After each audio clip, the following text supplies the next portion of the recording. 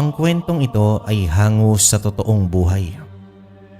Karanasan ito ni Alfredo. Nangyari ito taong 1980 sa lugar ng Southern Leyte. Sa mga panahong ito ay nagbabalik si Alfredo mula sa Mindanao. Isa siyang minero doon. Ngunit napagtanto niya na walang magandang kahahantungan kundi puro panganib ang kanyang trabaho. 10 taon din siyang nawala sa kanilang baryo at tuloy-tuloy na naging minero sa ibang bayan. Naging biglaan ang pagdating ni Alfredo dahil balak niyang sorpresahin ang pamilya. Subalit siya yata ang nasorpresa. Ang masayang ngiti ng kanyang amang si Luis at ng kapatid na si Alfonso ay napalitan agad ng seryoso at malungkot na muka. Itay, bakit po kayo biglang nalungkot? Ganito na ba kalaki ang pinagbago ko? Kung sa bagay, 1 dekada rin tayong hindi nagkita. Siya nga po pala, nasan si inay? Nasa ilog ba at naglalaba? Nandito ang inay mo, Alfredo. Halos 1 buwan na siyang nakaratay sa higaan. Dinapuan ng malubang karamdaman ng iyong ina. Noong una ay umaayos naman ang pakiramdam niya kapag nakakainom ng mga halamang gamot. Pero nitong huli ay nanghihina na talaga siya. Naku po, Diyos ko. Ano po ba ang nangyari, Itay? Paano siya nagkasakit ng ganito? Hindi niyo po ba siya pinatignan sa doktor? Alfredo, anak. Nang nagkaroon siya ng lagnat sa loob ng 1 linggo, ay nagpatingin kami pero ang sabi ng doktor, simpleng lagnat lang daw naman yun. At binigyan naman kami ng gamot at gumaling siya. Kaso nagkasakit na naman. Ayaw na din ng nanay mo na magpunta pa sa bayan dahil sa layo at hirap ng biyahe. Kuya Alfredo, tuwing gabi po ay nagigising si inay na para bang may nakikitang nakakatakot. Diyan sa bubong siya palaging nakatitig. Itay, kailangan na po nating dalhin si inay sa ospital. Alfonso, meron ba ditong kalabaw na pwedeng arkilahin kahit hanggang sakayan lang? Bilisan mo, maghanap ka na ngayon din.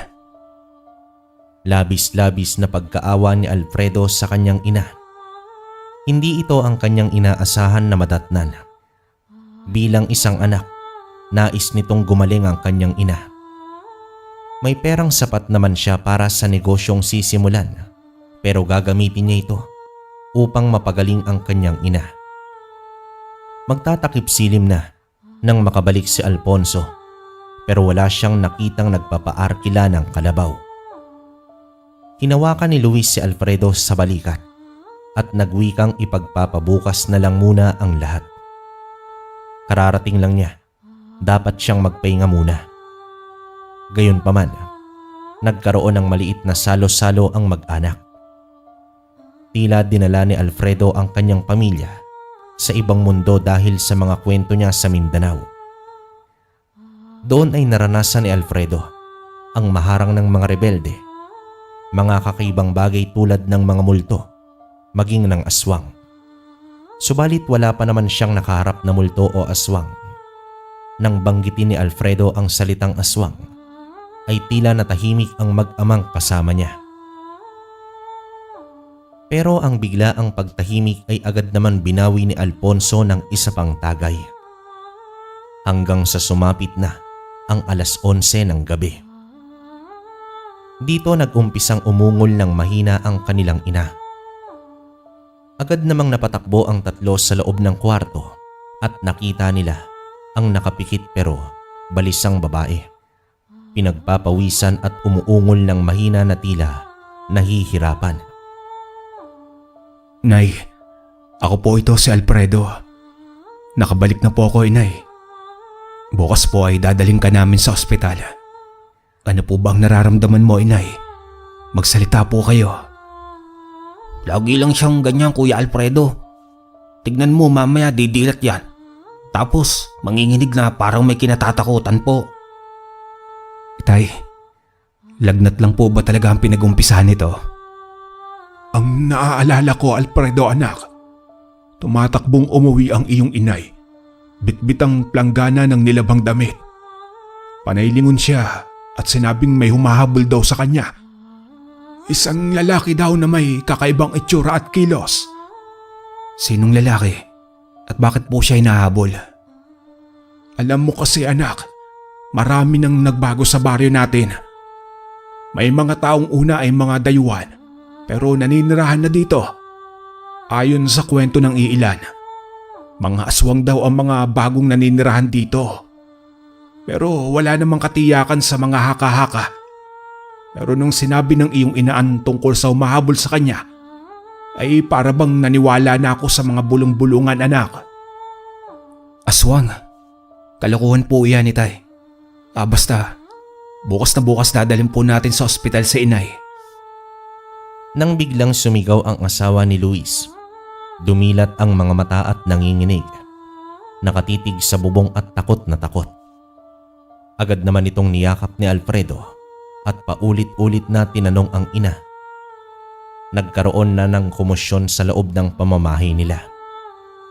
Hinawakan ng magkapatid ang magkabilang kamay ng kanilang ina dahil iba na rin ang kilos nito kumpara sa nakaraan. Nanlalaban na ito at nagpupumiglas.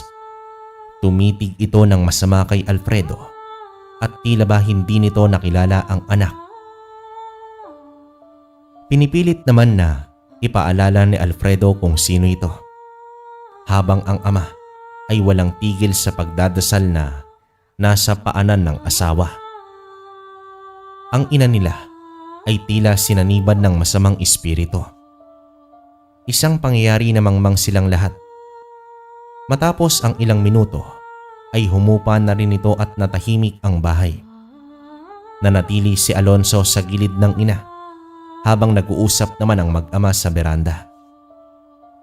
Ayon sa kanyang ama, mukhang hindi doktor ang kailangan ng kanyang asawa kundi isang manggagamot. Pero taliwas ito sa paniniwala ni Alfredo. Buo kasi ang kanyang loob na sa ospital dalhin ang ina. Gayunpaman, makalipas lamang ang ilang oras ay payapang nakatulog na ang mag-anak. Subalit habang nahihimbing silang lahat, ang asawa ni Luis ay muling inatake ng kung anong nilalang.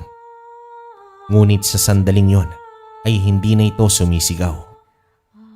Nagpupumiglas ang biktima ngunit tila ba may nakadagan sa kanya. Nais nitong sumigaw pero walang boses na lumalabas sa bibig niya. Samantalang si Luis sa tabi ay tulog na tulog. Dala na rin sa iilang bote ng alak. At pagsapit ng umaga, isang sigaw ang bumulabog sa magkapatid. Sigaw ito ng kanilang ama. Na tila ba puno ito ng paghihinagpis. Sa pagpasok ng magkapatid sa silid ay nakayakap na si Luis sa asawa na isa ng malamig na bangkay. Napaupo naman sa sahig si Alfredo habang si Alfonso ay pilit na ginigising ang kanyang ina. Ang pagkamatay ng kanilang ilaw ng tahanan ay tumatak sa mga tao bilang isang misteryo. Kahit sila ay walang formal na masabing dahilan sa kamatayan ng kanilang kapamilya. Habang nakalamay ang ina, dito na nalaman ni Alfredo ang mga nangyayari sa kanilang baryo. Isa lang pala ang kanyang ina sa mga kaluluwang misteryosong lumisan. Ang iba nga ay hindi na natagpuan ng katawan. Kusang naglalaho ang mga mahal sa buhay. Tinuring nila na may nagpapalaganap ng salot sa kanilang lugar. At walang ibang pinaghihinalaan kundi ang mga dayuhang naninirahan sa baryo. Pero sa kabila ng mga kwento ay hindi pa rin buo ang paniniwala ni Alfredo sa sinasabing aswang. Sa gitna ng kanilang usapan ay natahimik sila dahil may dumaan na 5 katao. 6 isang pamilya. Sa kanilang lahat ay si Alfredo lang ang may lakas loob na tumitig sa mga ito. Akmang tatayo na sana siya ay hinawakan naman siya ng isang matanda at pinigilan sa pamamagitan ng pagtitig. Nais sana ni Alfredo na kilalanin ang mga dumaraan. Nawala man siya ng 10 taon, may otoridad naman siyang magtanong sa mga taong hindi niya naabutan sa kanilang baryo. Sumapit naman ang libing ng kanyang ina. Isang napakalungkot na tagpo sa araw na yon. Nang makauwi sa bahay ay halatang walang gana ang tatlong naiwan. Nasa iba't ibang bahagi sila ng bahay at puro nakatulala. Hindi matanggap ang pagkawala ng mahal nila sa buhay. Isang hapon nun, habang naglalakad papauwi si Alfredo, nanggaling naman siya sa palengke upang maghanap ng pwesto. Balak niya kasing magnegosyo ng tindahan. Ayaw niya nang bumalik sa pagiging minero. Habang tahimik naman siyang naglalakad, ay may pumukaw ng kanyang pansin. Isang matandang lalaki na nakapikit na ang mga mata sa labis ng ngiti. Iyo, maaari ba akong magtanong? Matagal ka na ba sa baryong ito? Balita ko kasi may mga nagkakasakit at nawawalang mga tao. Opo, dito na po ko isinilang at lumaki. Sino po ba kayo, Manong? Ako nga pala si Sinag. Isa akong albularyong manlalakbay. Nang marinig ko ang kwento ng baryong ito, ay naging interesado ako. Nais kong tumulong sa mga tao sa pamamagitan ng aking mumunting kaalaman. Albularyo? Talaga lang po Sige po, mauuna na ako. Sana panggagamot talaga ang sadya nyo sa lugar na ito. Hindi naman naging maganda ang tabas ng dila ni Alfredo sa matanda. Gawa na rin kasi ng galit at sa umiikot na kwento sa lugar. Ayaw niyang magtiwala sa sino mang baguhan, pero tanging pagngiti lang ang iginanti ni Sinag. Makalipas pa ang ilang araw, napansin na ni Alfredo ang isang lumang kubo na pinagkukumpulan ng mga tao. Lumapit naman siya dito at inalam ang dahilan. Ayon sa kanyang nakausap na nakilala, may albularyo daw na kasalukuyang nanggagamot at nagpakilala ito bilang si Sinag. Biglang napaisip si Alfredo at dito niya naalala ang matandang lalaki. Kahit hindi man siya naniniwala sa mga kwentong aswang sa baryo, ay hindi pa rin maiwasan na magkaroon siya ng pagdududa sa biglaang pagsulpot ng nilalang sa kanilang lugar. Hindi naman niya magawang masilip ang albularyo dahil may pila at nasa silid ito nagsasagawa. Pansin rin niya ang kakaibang alimuyak sa paligid ng kubo na tila nakakagaan ng pakiramdam. Ang kahoy na materyales sa kubo ay halatang luma at dinaanan na ng mga anay, pero tila ba makintab ito at matibay. Sa pagkakatanda niya, ang kubong yon ay nakatagilid na at halos wasak, pero nakatayo na ito ngayon at mukhang matibay ang itsura. Ikinatuwa naman ng mga tao ang pagdating ni Sinag.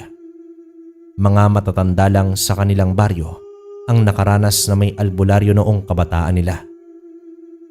Ang pagkakakilanlan ni Sinag ay misteryo sa lahat ng nandun, subalit nanggaling siya sa mundo ng mga engkanto. Napansin kasi ng kanilang hari ang dumaraming pagkawala ng mga kaluluwa sa baryo. Hindi ito normal na pangyayari sa ordinaryong mundo. Ipinadala si Sinag upang tuklasin ang tunay na nangyayari sa mundong ibabaw. Ang pagiging albularyo ay pagpapanggap lamang niya, pero ang panggagamot ay tunay at solido. Kung ang kalimitan sa mga albularyo ay gumagamit ng mga halamang gamot at orasyon, iba itong si Sinag. Sa kadailanang pulbos ang ginagamit nito. Pulbos na tila halos kakulay na ng ginto. Dinudukot lang niya ito sa kanyang palad at isinasaboy sa pasyente at kusang nawawala lang din ang pulbos na yon na animoy tinangay ng hangin. Matapos malaman ni Alfredo ang iilang impormasyon ay umalis na ito at tumuloy na sa merkado Hindi naman niya binigyan ng halaga ang mga sinasabi ng mga tao na ito'y magaling at mabait. Hindi pa siya kumbinsido sa isang dayuhang nagpapakita ng kabaitan. Gayunpaman, nasa isip niya ang makapagsimula na ng tindahan. Iniisip niya kasi na baka maubos lang ang ipon sa ibang bagay. Hapon na nang makauwi ang binata. May dala itong kape at tinapay para naman sa kanyang ama. Itay, eto magkape ka muna. Bagong gawa po yan mula kay Mang Senyo. Siya nga po pala, nakakuha na ako ng pwesto, Itay. Yung kay Aling Maming po, titigil na daw po siya sa pagtitinda dahil matanda na at may dinadaing na daw siya sa katawan, lalo na sa kanyang mga mata. Abay, mabuti naman kung ganoon anak. Mas maiging dumito ka na lang. Huwag ka nang bumalik sa Tiwalwal. Dito kahit namang kakaunti ang kinikita, pero magkakasama naman tayo. Wala na nga ang nanay nyo. Kailan ka ba mag-uumpisa magtinda? Sa susunod na linggo po. May mga inaayos pa po kasi. Itay, nasan nga po pala si Alfonso? Ayun. Sinamahan ng kanyang kaibigan na magpagamot. May bagong albularyo daw dito sa atin. Si Sinag. Nakilala ko na po yon noong nakaraang araw. Napadaan ako doon kanina pa uwi, pero hindi ko naman po nakita si Alfonso. Pero Itay, paniwalang paniwala ang mga tao sa matandang yon. Ano ka ba, Alfredo anak? Sa mga ganitong liblib na lugar, ang sinusumpungan ay ang mga albularyo na kagaya ng Sinag na pangalan nun. Malayo tayo sa bayan at pahirapan kapag nagkakasakit. Kaya malaking bagay ang mga ganyan. Ay, naku po Itay, mahirap nang magtiwala. Kaya kung may kakaiba po kayong nararamdaman sa katawan, magsabi po kayo kagad upang maagapan natin. Dadalhin po agad kita sa bayan. Sos, alam mo ba kahit kailan ay hindi pa nasuri ng doktor ang katawang ko, Alfredo? Mas maigi pa rin ang mga gamot na nasa kalikasan. Basta ako naninigurado lang po. O sige Itay, magpapahinga muna ako sandali. Samantala, ang mga nagagamot ni Sinag ay likha ng hindi normal na dahilan. Sa iilang araw na paglilibot niya sa baryo, ay may mga napansin na siyang kakaiba. May mga tao na masangsang ang amoy, yung tipong amoy ng isang bangkay. Sa normal na tao ay naikukubli ito, pero para kay Sinag ay amoy na amoy niya ang mga aswang na kasamang naninirahan sa mga tao. Tanging pagkaawa na lamang ang naramdaman ng engkantong albularyo. Dahil matagal na palang nilukob ng masasamang nilalang ang baryong yon. At ngayon, unti-unti na nilang ginagawang pagkain ang mismong taga-baryo. Isang hapon, napadpad si Sinag sa may kakawyan. Medyo patarik ang daan. Binabaybay niya at nasipat niya ang isang maliit na bahay na halos matakpan na ng mga damo. Nung una, akala niya abandonadong bahay ito. Pero nakarinig siya ng mga boses. Boses ito ng isang babae na pinagsasabihan ang anak nito. Gamit naman ang kakayahan bilang engkanto, ay ikinubli ni Sinag ang sarili sa katawan ng punong kahoy. Malaya niyang nakikita ang nangyayari sa loob ng bahay. Isang batang lalaki na sumusuway sa ina. Bumulaga naman sa engkanto ang kapirasong kamay ng tao na bitbit ng bata na nilalantakan nito sa may bakuran. Pilit naman na pinapapasok ng ina ang bata sa loob ng bahay. Subalit, pumapalag ang batang yon at nakatutok lamang sa nginangat-ngat na kamay. Makikitang ikinukubli ng aswang ang kanilang gawain. Hanggang sa may tila naramdaman ng babaeng aswang sa paligid. Huminto naman ito at suminghot sa hangin. Nakatayo lamang si Sinag na nakadikit sa puno. Ilang metro lamang siya sa aswang, pero hindi siya nakita sa paningin nito. Makalipas ang ilang saglit, ay hinila ng babae ang kanyang anak at tuluyang nagsarado ng pinto. Kumpirmado, ang baryo ay pugad na ng mga aswang. Nagpatuloy naman si Sinag. Nang makalayo sa bahay ay nanumbalik ang kanyang anyo na animoy lumabas mula sa isang salamin. Hanggang sa nakita niya si Alfredo na nakatayo habang nakatingala sa mga niyog. Biglang sumulpot si Sinag sa likuran ng binata at laking gulat nito. Napatitig si Alfredo sa paligid. Kahit tunog ng tuyong dahon ay wala siyang narinig bilang pahiwatig na may paparating. Oh, Sinag, nakakagulat ka naman. Bakit ba bigla-bigla ka sumusulpot? Aba ay pasensya ka na iyo. Napansin ko na mukhang abala ka sa mga nyog. Bakit, ano bang meron sa itaas? Magtitinda na po kasi ako sa susunod na linggo. Bala ko kasi na isama ang mga nyog bilang paninda. Teka po, bakit ba ako nagpapaliwanag sa'yo? Nakakatuwa ka naman iyo. Pero mag-ingat ka. Baka may iba kang makita dyan sa itaas. Tulad ng ano? Isa kang mangmang na nilalang. Kaawa-awa at nakakalungkot. Walang kahit sino ang pwedeng dumanas sa kasalukuyang dinadanas ng baryong ito. Pugad na ng kasamaan ang baryong ito, iho. Kaya kung ako sa'yo, huwag kang magpapaabot ng gabi o kahit takip silim dahil nasa paligid lang sila. Ang tinutukoy mo po ba ay mga aswang? Pwes walang aswang. Hindi po sila totoo. Ibinabaling lang ng mga tao sa mga aswang ang kamalasan ng baryong ito. Iho, hindi kita pipiliting maniwala. Pero wala namang mawawala kung susundin mo ang payo ko. Iwasan ang dilim dahil sa bawat anino ay may mga nakakubling nilalang. Mag-iingat ka iyo. Sige, mauuna na ako sa iyo. Sa pag-uwi ni Alfredo ay napansin ng kanyang ama na malalim ang iniisip nito.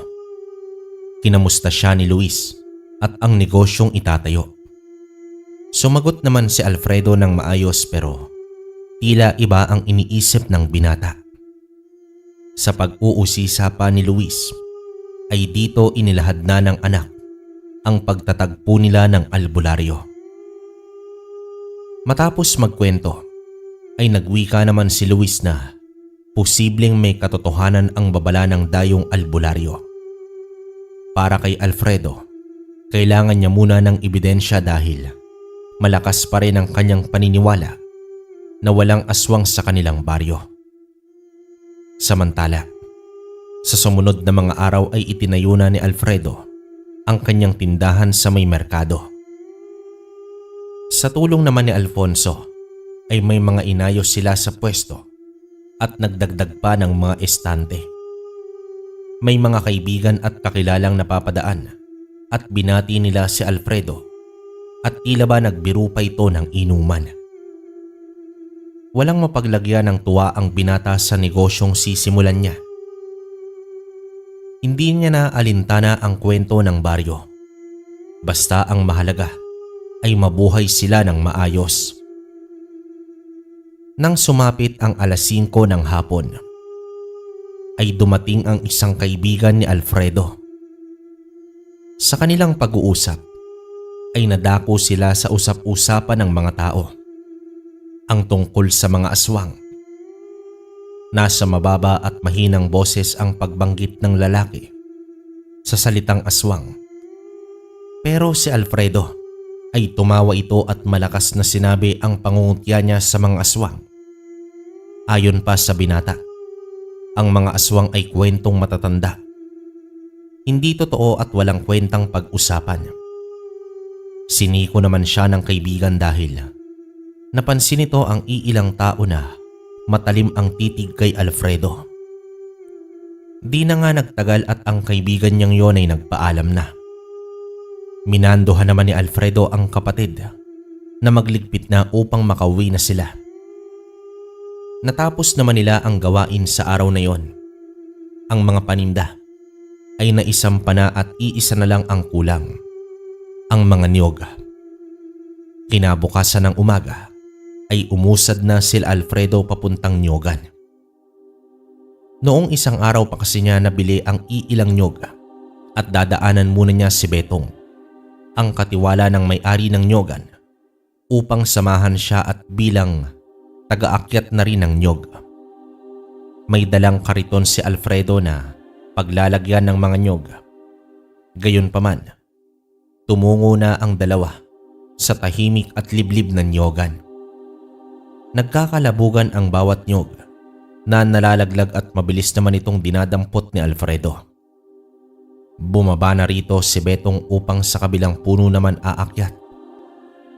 At habang umaakyat ang lalaki, ay nakatingala lang si Alfredo nang biglang may mabilis na bagay ang dumapo sa itaas ng punong yon. Napasipat ng gusto ang binata pero wala naman siyang nakita at nagpatuloy si Betong sa pag-akyat hanggang pumwesto na at nag-umpisang maglaglag ng mga bunga. Hanggang sa nasipat ni Alfredo na may isang nilalang ang dahan-dahang gumagapang at nasa likuran na ito ni Betong. Sumigaw naman agad si Alfredo upang mabalaan ang kasama, ngunit isang mabilis na saksak sa tiyan ni Betong gamit ang kamay ng nilalang. Kitang-kita ni Alfredo ang pagkalaglag ni Betong mula sa itaas ng puno. Nang lumagapak sa lupa ay tila umurong ang dila ni Alfredo sa bilis at pagkagulat. Nakadapa si Betong at bali ang isang hita. Nanginginig pa ito habang nakadilat at nakatitig kay Alfredo, at ang bibig nito ay bumubulwak na ang maraming dugo. Sa pagbaling niya naman ang tingin sa itaas ay nakita niya ang paglundag ng nilalang sa kabilang puno at nagpalipat-lipat pa sa ibang mga puno bago tuluyang naglaho. Nang ibinalik niya ang tingin kay Betong ay wala na itong buhay, pero nakadilat pa din. Napapaatras si Alfredo. Sa labis na takot, tumitingin siya sa paligid. Iniwan ang kariton at kumaripas ng takbo.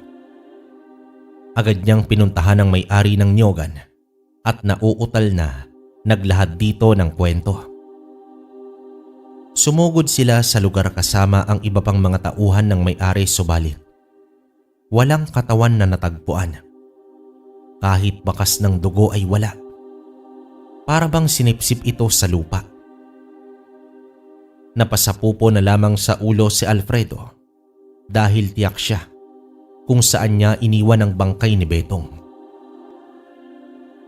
Naglaan pa ng oras ang mga tauhan sa paghahanap pero walang bangkay na makita. Labis na pagtataka naman ang umiral kay Alfredo at hindi maiwasan na magduda ang matandang may-ari ng niyogan kay Alfredo. At sa uli, pinagbintangan pa si Alfredo na siya ang dahilan sa pagkawala ni Betong. Dito nagsiuwian ang lahat na walang napala. Hindi naman mapakali si Alfredo dahil alam niya ang kanyang nakita. Pinakalma naman siya ng kanyang ama at pinayuhang ipagliban muna ang pagbubukas ng tindahan. Habang nasa bahay at hindi mapakali, naisip ni Alfredo na puntahan ang albularyo. Umaasa siya na makakakuha siya ng kasagutan mula sa matandang yon. Iilang pasyente lang ang naroroon. Matapos ang pinakauli ay lumabas na ng kubo ang matanda at inilahad ni Alfredo ang kanyang naranasan sa araw na yon. Mang Sinag, anong nilalang po sa palagay ninyo ang umatake kay Betong? Aswang, Alfredo. Base na rin sa paglalarawan mo. Isang aswang ang umatake sa kasama mo. Pero di ba sa gabi lang po lumalabas ang mga aswang? Nagkakamali ka, iyo. Kahit nga sa daan ay makakasalubong mo sila. Kahit pa nga sa simbahan ay naroon sila. May mga aswang na hindi namimili ng biktima. Pero sa tingin ko, ang pakay ng aswang na yon ay ikaw. Ha? Ako po. Pero bakit si Betong ang inatake niya? Isang pambihirang gawain na umatake sa umaga ang aswang. Maliban na lang kung ito'y gutom na gutom. Pero ang itira ka pang buhay, imposible iyon, iho. Ikaw ang pakay niya, hindi upang atakihin o gawing kilawin, kundi ipakita sa iyo na sila ay umiiral.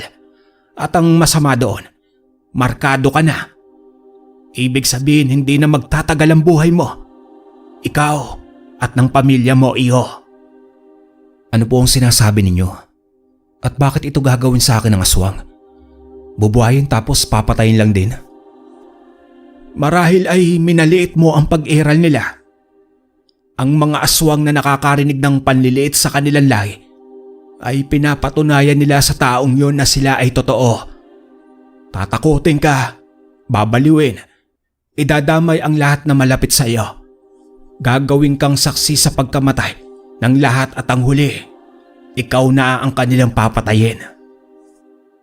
Napatahimik si Alfredo at naalala niya ang usapan nila ng isang kaibigan sa nakaraang araw.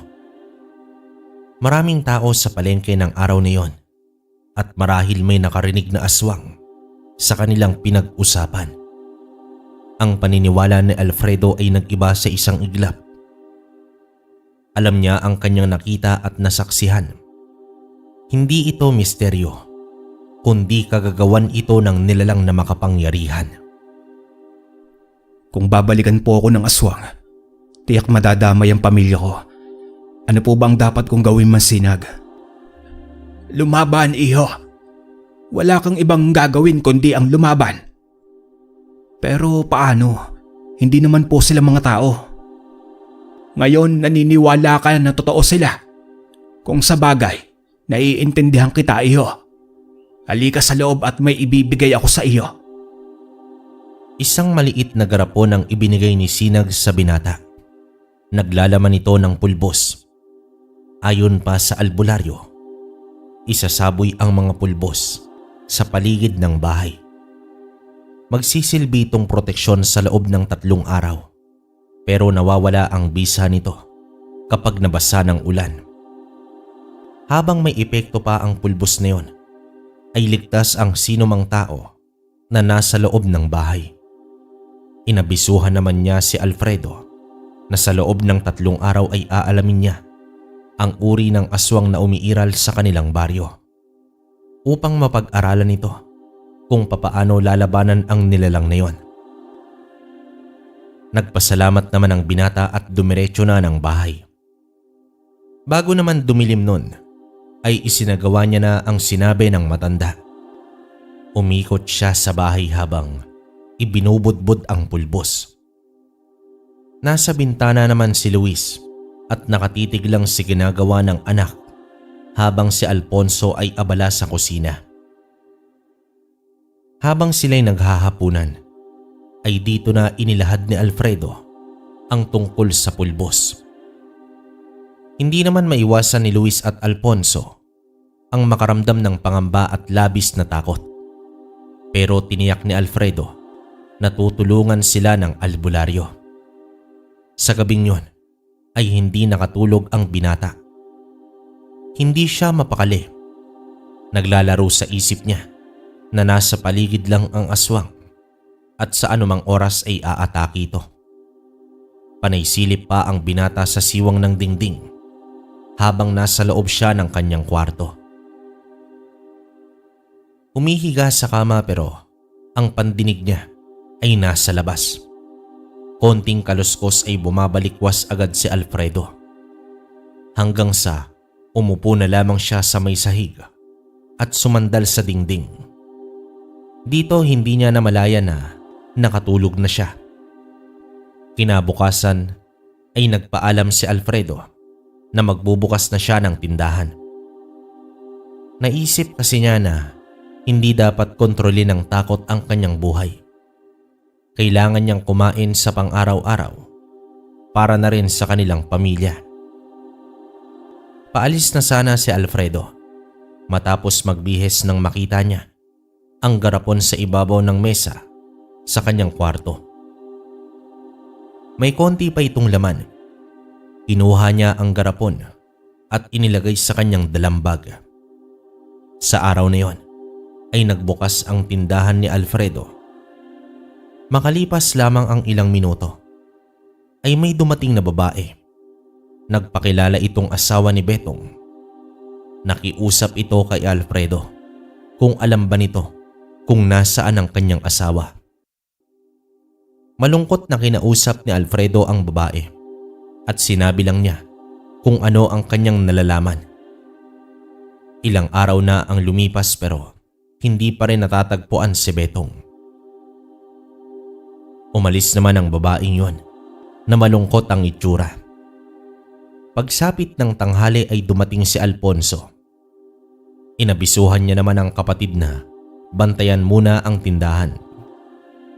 Nagtungo rin si Alfredo sa may-ari ng niyogan upang makipag-ugnayan sa paghahanap ni Betong. Pero tumanggi na ito dahil nalibot na daw nila ang baryo sa kakahanap. Lumabas si Alfredo na isang bigo. Nais niyang tumulong pero hindi niya alam kung papaano. Pero isa lang ang sigurado. Patay na si Betong. Gayunpaman, bumalik siya ng tindahan at naging abala sa bagdagsa ng mga tao. Kung sa umaga ay matumal, bumubulusok naman ang benta pagsapit ng hapon. Kuya Alfredo, hindi po ba masyadong maaga pa para magsara? Tignan mo, marami pang tao sa paligid. Mas mabuti na iyon, Alfonso, para maliwanag pa kapag dumating tayo sa bahay. Kailan ka pa natakot sa dilim, kuya? Mukhang nag-iba ka na simula noong nawala si Mang Betong. Hindi siya nawala, Alfonso. May kumuha sa kanya. At pwede ba, huwag mong gawing biro ang bagay na ganyan. At isa pa, huwag mong banggitin ang mga nilalang na yun. Mahirap na baka may makarinig pa. Pasensya na po, Kuya Alfredo. Pangako hindi na po mauulit. Sige po at magliligpit na ako. Napatitig naman si Alfredo sa mga tao sa labas. Isa-isa niyang sinipat kung may kakaiba sa mga ito. Tila nadala na si Alfredo sa nangyari nang minsang kutyain niya ang mga aswang. Takot at pangamba ang naramdaman niya sa mga oras na yon para sa kanyang kapatid at sa ama. Alam niya na may bahid ang mga sinasabi ni Sinag. Makalipas naman ang 2 araw, pinuntahan ni Alfredo ang albularyo. Isang araw na lang kasi at mawawala na ang bisa ng pulbos. Hindi na rin nagkasya ang natitirang pulbos sa garapon para sa palibot ng bahay. Dumating naman ang binata sa kubo ng albularyo, isang tahimik at payapang lugar na animoy walang tao. Marahang naglakad papalapit sa pinto. Kakatukin na sana niya ito nang may narinig siyang mga maliliit na boses.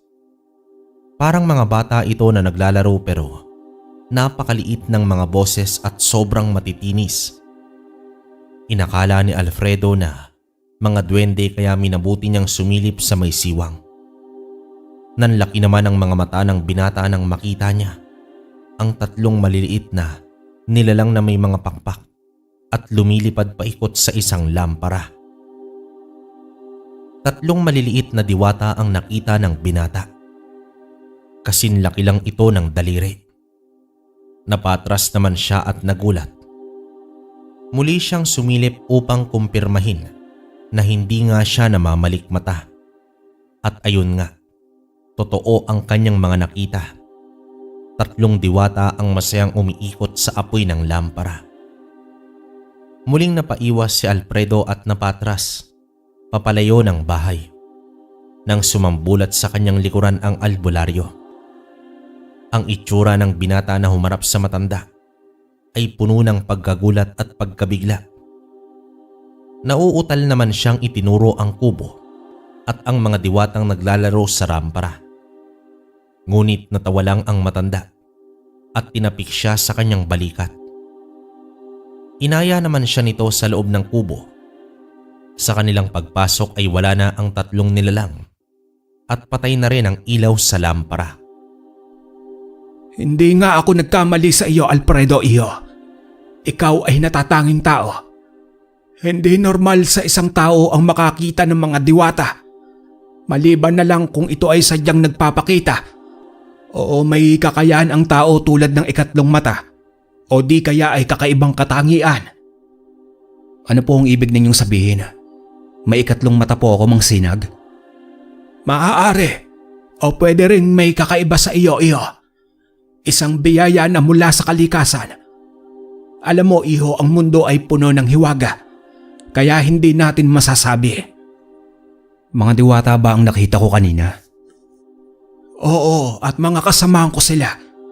Siguro panahon na upang makilala mo ako ng lubusan, iyo. Ako ay isang engkanto. Naparito ako sa inyong mundo upang alamin ang dahilan ng pagdami ng nawawalang kaluluwa. Ako'y isang sugo at naging albularyo bilang bahagi ng aking balat kayo. Engkanto? Kung ganun po, may alam na ba kayo sa dahilan ng lahat ng ito? Oo, iyo. Mga gabunan. Sila ang isa sa pinakamalakas na uri ng mga aswang. Sa kanilang pamumuno ay nahikayat ang iba pang lahi ng mga aswang na naninirahan na dito. Ang baryong ito ay hindi na sa inyo dahil ito na ay baryo ng mga gabunan. Sa huling linyang yon ng albularyo ay biglang nagpalit ang kanyang anyo. Mula sa isang matanda ay tumambad sa harapan ni Alfredo ang isang binatang napakakisig at maamo ang pagmumuka. Mahaba rin ang buhok nito na kulay puti. Ang tenga nito ay korting dahon. Kulay asul ang mga mata at napakaputi ng balat. Namangha naman si Alfredo sa nakita at totoo nga na isang engkanto si Sinag. Sa unti-unti ay nag-iba din ang anyo ng kubo. Lumawak ito at gumanda at lumiwanag pa. Nagsilabasan na rin ang mga diwatang lumulutang sa hangin. Nagkumpula naman ang mga ito sa likuran ng binatang engkanto. Namangha ng gusto si Alfredo sa kanyang nakita. Mula naman sa kaliwang palad ni Sinag ay lumitaw ang isang punyal at iniabot niya ito kay Alfredo. Ayon dito, ang punyal na yon ay mahiwaga. Gagamitin ito para panlaban sa mga masasamang nilalang tulad ng mga aswang. Alfredo, may kasunduan ng mga aswang at engkanto na hindi makikialam sa bawat isa. May kasunduan din ang mga antingero at sa amin na taga-ibang mundo na hindi na mananakit sa bawat lahi. Subalit kapag may kalabisan na, ay kumikilos na kami upang supilin ito. Naparito ako upang tumulong sa inyo. Ikaw tao, handa ka bang tumulong para sa inyong lahi? Ano po, Mang Sinag? Tumulong? Ano naman po ang magagawa ko? Isang ordinaryong tao lang po ako.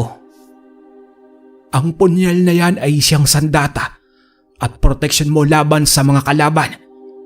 Hindi mo kailangan na maging antingero. Ang tunay na lakas ay nasa puso. Magtiwala ka lang, Alfredo, at ikaw ay gagabayan. Sa hapong iyon ay bumalik ng bahay si Alfredo. Pero bago naman siya umalis, ay tinuruan siya ng engkanto sa mga bagay na pangontra sa mga aswang. Tangan niya ang punyal na binalot sa dahon ng saging. Subalit hindi pa rin makapaniwala ang binata sa kanyang mga lalaman ng araw na iyon. Pero mas nag-isip si Alfredo sa sinabing kakayahan niya na makakita ng mga kakaibang nilalang. Ito ba ay tatanggapin niyang biyaya o isang sumpa? Ayaw niyang maglihim sa pamilya. Kaya naman matapos ang kanilang hapunan ay kinausap niya ito ng masinsinan. Isiniwalat lahat ni Alfredo ang lahat ng kanyang nalalaman. Namangha naman sila Luis maging si Alfonso. Pero kasunod nito ay ang takot sa posibilidad na atakihin sila ng mga aswang. Kinabukasan bilang huling araw sa proteksyon ng pulbos, ay inabisuhan ni Alfredo ang kanyang kapatid. Hanggang tanghali lang sila magtitinda upang gawin ang mga bagay na pangontra sa aswang. Nako, kalakasan pa naman tuwing hapon. Sayang din po yung kuya. Ngayon lang naman ito, Alfonso. Kapag natapos na ito, magtutuloy-tuloy na ang ating hanap buhay. Kuya Alfredo, sigurado ka ba sa gagawin natin? Natatakot po kasi ako. Kailangan lang natin magtiwala kay Sinag, Alfonso. Narito siya upang proteksyonan at iligtas tayo. Sana nga kuya. Napakabata ko pa. Ayoko pang mamatay. Huwag kang mag-alala, tol. Hindi yan mangyayari. Walang mamamatay. Sa huling gabi ng proteksyon, natagpuan nila ang mga sarili na tahimik lamang sa may mesa. Tapos na ang hapunan at mga gawain sa gabi. Subalit walang dinalaw ng antok sa kanila hanggang sa nabasag ang katahimikan nang may isang pusang humiyaw. Mabilis na tumayo ang mag-ama, sabay bunot sa mga sandata. Sumenyas naman itong si Luis na uminahon muna. May isang gabi pa naman ang natitira sa proteksyon, ngunit si Alfonso ay nanginginig at pinagpapawisan ng gusto. Hinawakan ng ama ang balikat nito at pinakalma. Sumilip naman si Alfredo sa may siwang at sa di kalayuan ay meron siyang naaninag na isang imahe. Sa liwanag ng malamlam na buwan ay nasipat niya ang tila mga aninong umaaligid sa kanilang bahay. Binalaan niya ang pamilya pero tiniyak niya na hindi sila nito malalapitan. Di naman naglaon ay naging maayos din ang kapaligiran. Nawala ang mga anino at naging payapa na ang lahat. Pagsapit ng umaga, habang wala ang magkapatid, naiwan itong si Luis na nagwawalis sa kanilang bakuran. May isang lalaking nagbigay galang at kumausap sa kanya. Lumapit naman si Luis sa pagitan ng bakod nila habang hawak nito ang walis. Medyo umatras ng konti ang lalaki habang nakatitig sa walis tingting ng matanda. Magandang araw, Manong. Ako nga pala si Gabo, taga-kabilang ibayo lang. Matanong ko lang kung sino-sino ang mga kasama ninyo sa bahay. At bakit mo naman naitanong? Taga-munisipyo ka ba? Bakit, tanda? Masama ba magtanong? Ilang araw ko nang napapansin na may kakaiba sa bahay ninyo. Isang bagay na nakapalibot. Hindi ito normal sa bahay ng tao. Ano? Sino ka bang talaga? At ano ang kailangan mo? Mag-iingat ka, tanda. Wala pang nakakapalag sa akin. Naging mainit ang tagpong iyon. Tila matatalim ang titig ni Gabo habang nagsisimula ng kabahan si Luis. Base naman sa sinabi ng lalaki, nagmamanman ito sa kanila. Naghinala na itong si Luis na si Gabo ay hindi ordinaryong nilalang. Nang makaalis na ang lalaking yon, ay agad pumasok ng bahay ang matanda at isinarado ito ng maigi. Inilabas niya ang mga itak at inilapag sa mesa. Nilagay na rin niya doon ang lagayan ng asin at nagpausok siya ng insenso na gawa naman sa makabuhay. Panay dasal na rin ang matanda at sumisilip sa may siwang. Makalipas lamang ang ilang oras ay dumating na si Alfonso. Dali-daling binuksan ng matanda ang pinto at pinapasok ang anak ng mabilisan. Nagtataka naman si Alfredo at ikwinento niya dito ang pagdalaw ng isang kakaibang bisita.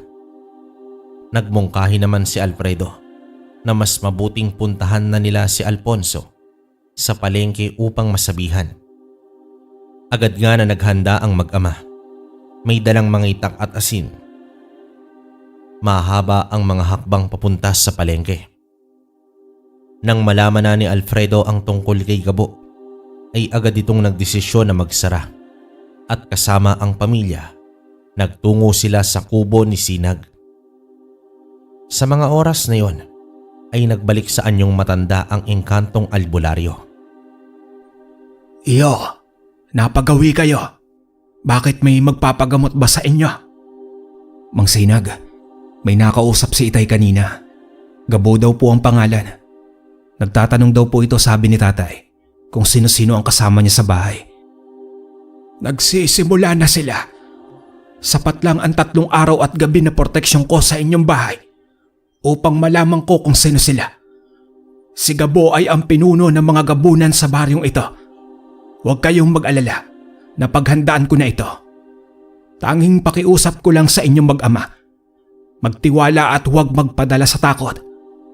Ikaw, iho, malaki ang maitutulong mo dahil nakikita mo ang mga kalaban. May kakayahan kang makita sila kahit may sabulag. Ano? Nakikita ko po sila? Oo, iho. Iyan ang lamang mo. Hindi sila makakapagkubli sa iyo. Sa sandaling yon ay nagsagawa na sila ng mga plano. At nang matapos nito ay binigyan sila ng albularyo ng pulbos na nakasilid sa garapa. Lubos na nagpasalamat si Luis sa albularyo dahil sa tulong nito upang masugpo na ang ilang taong pamumugad ng mga aswang sa kanilang baryo. At sa pagsapit ng dilim, nakahanda na ang mag-aama. May bahid man ang takot pero pilit pinatitibay ang loob. Hanggang sa sumapit ang 11:00 ng gabi. Ginising ni Luis si Alfonso na nakaidlip habang nakaupo sa may sahig at nakasandal sa dingding. Sumenyas na kasi si Alfredo na may namataan na siyang mga anino sa labas ng bahay nila. At sa mga oras ding yon ay nahawi ang ulap at lumabas ang isang maliwanag na buwan. Sa pagpapatuloy na pagmamanman ng binata sa may siwang ay lumabas na ang anyo ng mga anino at dito nagpakita na ang mga gabunan. Magkakamukha lang naman ang mga ito pero magkakiba ang laki ng katawan. May mahaba at mapuputing buhok na umaagos sa hangin. May 2 ring sungay sa noo at napakaitim na balat. Pansin na pansin din ang mapupulang mga mata na kumikislap sa lilim ng dilim. Sa mahinang boses ay tinawag ni Alfredo ang mga kasama at pinasilip ito sa siwang. Biglang napatras at napaupo sa may sahig. Si Alfredo, dahil sa takot, inuha niya ang garapa at gumawa ng malaking bilog gamit ang pulbos. Inaya niya ang ama na pumasok doon at agad naman itong sumunod.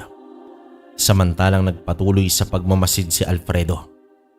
Naglalakad naman papalapit ang mga gabunan na nasa 8 ang bilang.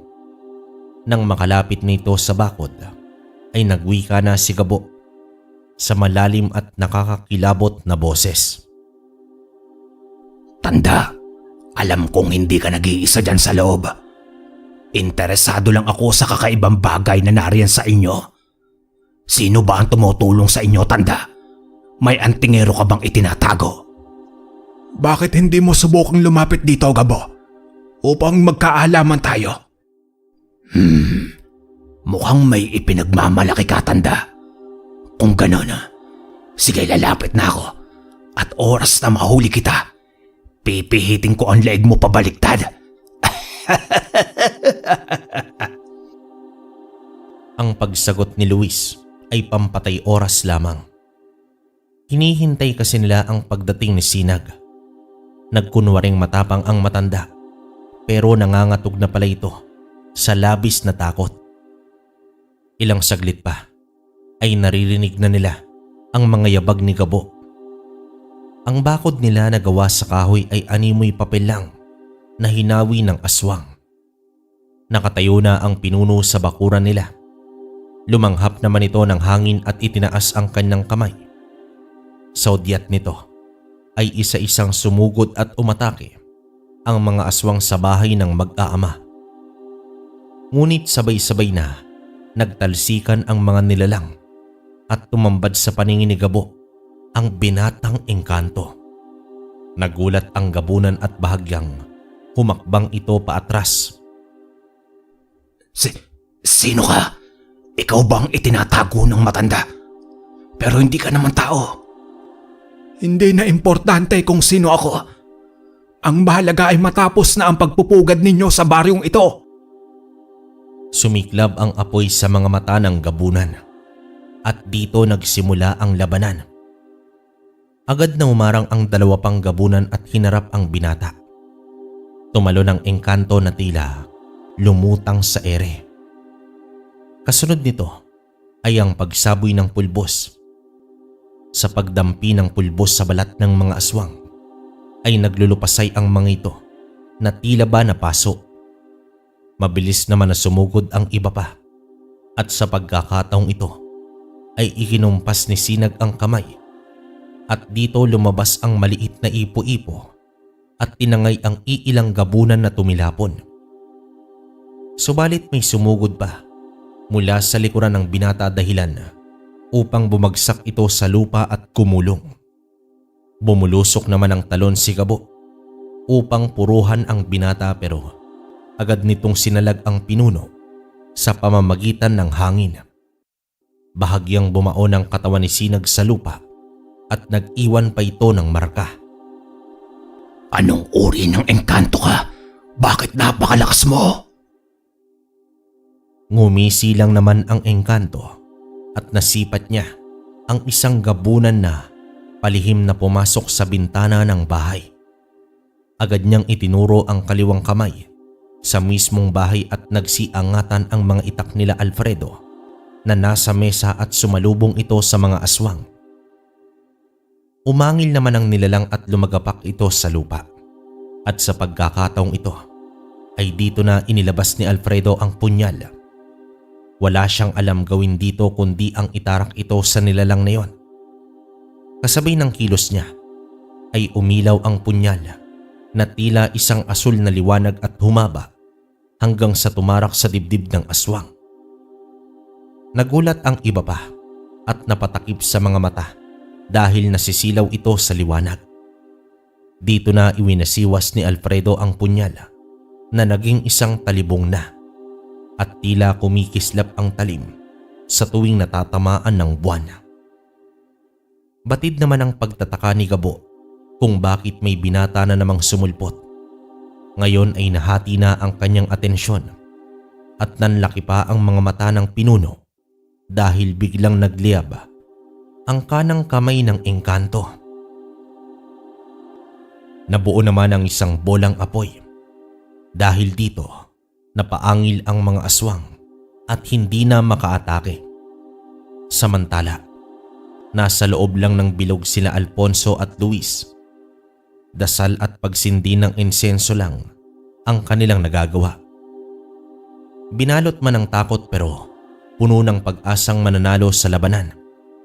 Bagamat nagtataka, pero binulungan ng isang gabunan si Gabo at napatitig ito kay Alfredo. Ikaw pala ang lalaking yun. Ang walang kwentang nilalang na nangutya sa lahi ko. Ano na bata? Nahanap niyo na ba ang katawan ng taga-akyat na nyog? Hindi na ako umaasang makikita pa namin si Betong. Demonyo ka. Mga demonyo kayo, Gabo. Hindi na ako papayag na may taga-baryo pa kayong makukuha. At hindi rin ako makapapayag na may masigit pa sa akin sa lugar na ito. Ibinuka ni Gabo ang kanyang mga kamay at dito umalingaw-ngaw ang nakakakilabot na angil nito. Sabay-sabay na sumugod ang mga gabunan. Ang iilan ay tumalsik na nababalot ng apoy habang ang iba pa ay hindi makalapit kay Alfredo dahil naman sa sandata nito. Maya-maya pa ay umulan naman ng asin. Ang mag-amang Alfonso at Luis ay walang patid na nagsaboy ng mga asin sa lahat ng direksyon, bagay na ikinagalit pa ng mga gabunan. Hindi nila kaya na walang gagawin sa laban. Napangiti naman ang engkanto sa pagkakaisa ng mag-ama. At sa pagkakataong ito ay dumipa na si Sinag. Sa kabilang kamay ay bolang apoy at sa isa pa ay ang bolang tubig. Nanlaki naman ang mga mata ni Gabo sa kakayahan ng engkantong yon. Napagtanto naman ang pinunong gabunan na ang kalaban niya ay may kakayahang gamitin ang 4 na elemento: lupa, hangin, apoy at tubig. Subalit wala sa bokabularyo ng mga aswang ang umatras sa laban, kaya sumugod sila habang nakasunod naman sa kanila si Alfredo. Isang malakas na puwersa ang ginawa ni Alfredo sa pagtarak niya ng espada sa lupa at naglikha ito ng enerhiyang hindi nakikita, dahilan upang maitulak pa ang mga aswang papalapit sa engkanto. Ang pagsasama ng tubig at apoy ay naglikha ito ng napakalakas na enerhiya na tumupok sa mga gabunan. Tila dahan-dahan silang nabura sa mundo at tanging naiwan ay ang kanilang mga nagsisigawang boses. Sa isang iglap ay biglang nagkaroon ng kapayapaan. Nakatigil man pero ang mga mata ni Luis at Alfonso ay umiiral sa paligid. Siniguradong wala ng aswang na natira. Samantala, mula sa ere ay dahan-dahang bumaba sa lupa si Sinag. Kasabay nito ang pagbabalik ng kanyang anyo bilang matandang albularyo. Nakakatuwa ka naman, iho. Nagpamalas ka ng katapangan. At kayo din, Luis at Alfonso. Ako'y nagpapasalamat sa tulong na ginawa ninyo sa akin. Hindi, Sinag. Kami po ang dapat na magpasalamat sa iyo. Ikaw ang nagbigay ng bagong pag-asa sa baryong ito. Ginising mo ang diwa ko sa katotohanan. At sa punyal niya ito, na labis kong ikinagulat. Sa'yo na ang punyal na iyan, iho. Nagtapos man si Gabo, pero may mga kauri pa rin niya na naninirahan pa dito. Ang misyon ko ay hindi pa tapos. Hindi ako magbabalik sa aming mundo hanggat may natitirang aswang sa baryong ito. Natapos ang gabi na matagumpay, subalit hanggang may dilim, may mga aninong nananatiling nakakubli. Pagsapit ng umaga ay umakto ang mag-ama na normal lang ang lahat. Pero sa kanilang sarili ay ang matinding pag-iingat at pagmamatyag sa paligid. Nagpaalam na si Alfredo upang pumunta na sa palengke. Nakatago lamang sa kanyang tagiliran ang punyal. Sa gitna ng katahimikan ay may nasipat na batang lalaki si Alfredo. Natatakpan ang kalahati ng katawan nito ng mga talahib. Nakatayo lamang at matalim na tumitig sa binata. Bata, anong ginagawa mo dyan? May kailangan ka ba sa akin? Hindi naman sumagot ang bata. Bagkus, naglakad ito ng dahan-dahan papalapit sa kanya. Hanggang sa biglang tumakbo ng mabilis ang bata upang sugurin si Alfredo. Naging biglaan naman ang paghahanda ng binata. Akmang bubunutin niya na ang punyal, ay may isang nilalang na mabilis tumangay sa bata. Sa paglapag nito sa lupa ay isang babae na tila ina ng bata. Walang salita ang babaeng yon, kundi ang matinding paghahawak nito sa anak na pilit inilalayo kay Alfredo. Paatras ang hakbang nito habang masigasig na nakatitig sa binata. Tila ba binabantayan nito ang posibleng pag-atake. At nang makadistansya na ng sapat ay mabilis na tumakbo ang mag-ina na animoy mga ligaw na hayop sa gubat. Napatutok na lamang si Alfredo at kumpirmado mag-inang aswang ang kanyang nakaharap. Sa paglipas pa ng panahon, ang dating minero ng Diwalwal ay naging tindero sa palengke. Pero sa oras na may umiiral na aswang sa baryo, hindi ito nag-aatubiling makipaglaban. Hanggang sa nalipol at naging payapa na ang baryo at ligtas sa bagsik ng mga aswang. Ito na rin ang panahon upang magpaalam na si Sinag. Oras na, iho. Iiwan ko na ang baryong ito. Panatag na ang aking loob dahil may isang Alfredo na handang ipagtanggol ang mga tao. Hindi na ba kita mapipigilan, Sinag? Hahanapin ka ng mga tao. Umaasa sila sa'yo sa panggagamot. Tulad ng aking biglaang pagdating, iho, ay ganun din ako maglalaho.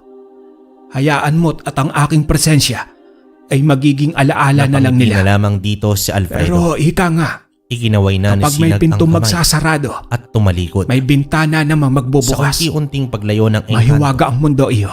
ay dahan-dahan Malay mo din bukas naging o luma sa susunod na at mga araw, abandonado ang itsura may ng kubo. lilitaw na totoong albularyo. Lumisan man si Sinag, hindi naman makakalimutan ni Alfredo na minsan sa kanyang buhay ay nakatagpo siya ng isang engkantong nagpapanggap bilang albularyo. Wakas,